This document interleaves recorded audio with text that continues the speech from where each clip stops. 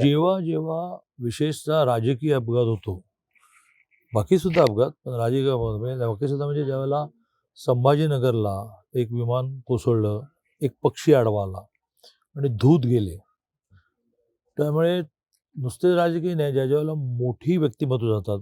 गुजरातच्या कर्णावतीच्या विमान पडण्यामध्ये माजी मुख्यमंत्री गेले, माझे परममित्र विजय रुपाणी.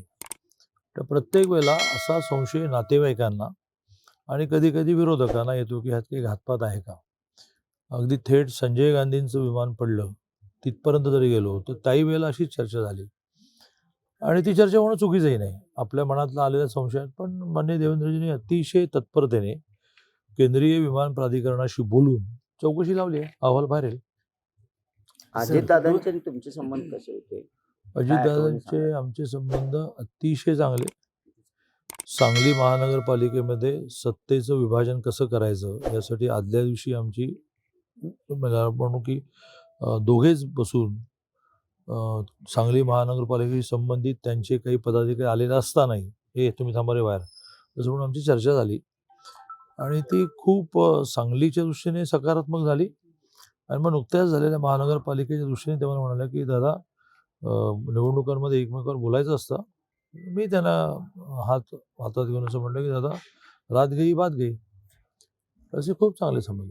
राष्ट्रवादी विलीन करण्यासंदर्भात काय चर्चा झाली? नाही, आता हा विषय माझा नाही. गिरणी कामगाराचा पोरगा रिटायरमेंटच्या वडिलांना 1400 रुपये पगार होता.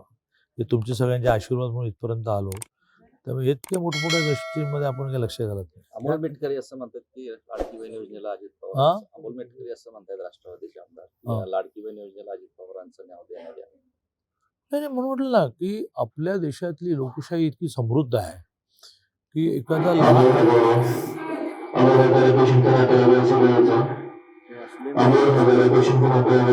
साऊंड सिस्टम इथं बसवलं. साऊंड सिस्टम बदल्यामुळे आम्ही दादांना माणसं बेशुद्ध पडायची. आपल्या देशातली लोकशाही इतकी समृद्ध आहे, इतक्या एखाद्या लहान मुलाला सुद्धा देशाचा पंतप्रधान कोण असला पाहिजे असं सांगण्याचा अधिकार आहे.